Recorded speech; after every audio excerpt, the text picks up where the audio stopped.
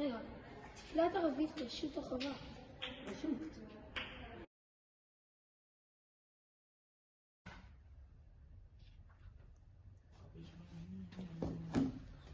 שלום הרב.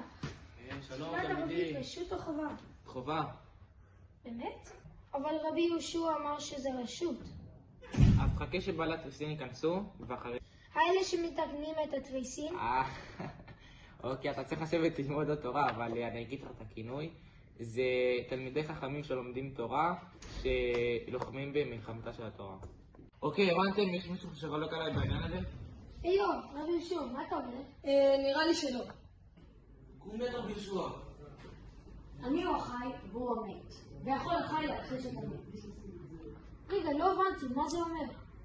אני מתכוון שאני הוא התלמיד והוא הנשיא, אז הוא יכול להחליט אם התשובה שלי נכונה. 2 hours later. והיה לאמו שנעשה ממש. מה כוונתך? לאמו שהייתה מעקה גבירה חלומו. אוי, תשמע, פתאום זה עלה לי. רבן גמליאל מאוד השפיל להם את רבי יהושע. כן, הוא לא מפסיק להשפיע אותו. מה נעשה? אולי נדווח עליו? לא, נראה לי עדיף להדיח אותו.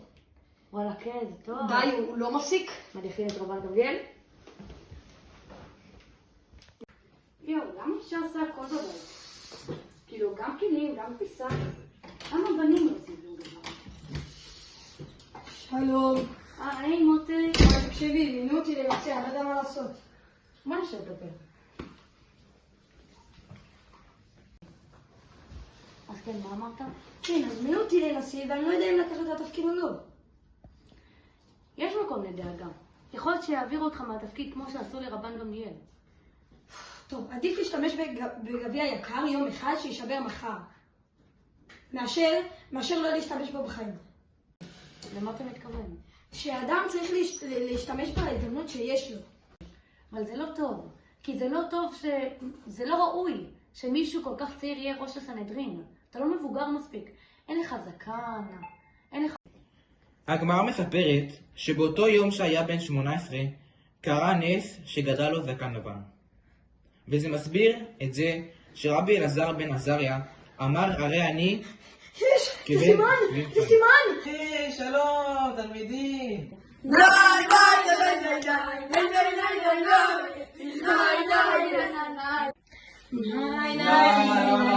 הכל טוב, תודה. תלמידים שלי, סוף כל סוף עברנו לשגרת הלימודים הקבועה שלנו. יאללה, בוא נתחיל. יש לך שאלה? כן, סר. אפשר לאכול משהו קטן? לא, היית צריך לבקש לפני השיעור, אני מצטער. אוקיי, בוא נתחיל. אומרת הגמרא, באותו יום שסילקו את רבן גמליאל מנשיאותו והעמידו במקומו את רבי אלעזר בן עזריה, נהיה גם שינוי בגישה של בית המדרש, וגם בגישתו החברתית של רבן גמליאל, שכל מי שרוצה ללמוד יש לתת לו הזדמנות, ורבן גמליאל היה אומר, כל תלמיד שאיתו שלם במידותיו ובלימודו לא ייכנס לבית המדרש. ובאותו יום נשפו כמה ספסלים לבית המדרש מהתרבות התלמידים, שכאשר ראה רבן גמליאל את ריבוי במספר התלמידים חלשה דעתו. רבן גמליאל התחיל לחשוב אולי חס וחלילה מנייתו תורה מישראל. באותו לילה הראו לו בחלומו קדים לבנים מלאים בעפר, לרמז שהתלמידים שנוספו אלה שטסים רבני חסרי ערך. שלום רבן גמליאל. שלום.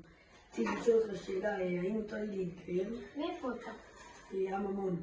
אז אסור לך. לא? מותר לו. בוא תראה. כתוב פה. שנאמר לא יבוא גר עמוני ומאבי בקהל אשר. כן, בגלל זה. לא, זה לא נכון. אבל ההמונים והמואבים של פעם הם לא ההמונים והמואבים של היום. הנה, אתה רואה פה? גם ראשון שבנביא עמון חזרו לארצם. מה אתה? כן, אמרתי לך. לא, אבל גם בני ישראל אמרו שהם יגיעו לארצם, וזה קרה רק אחרי איזה 200 שנה.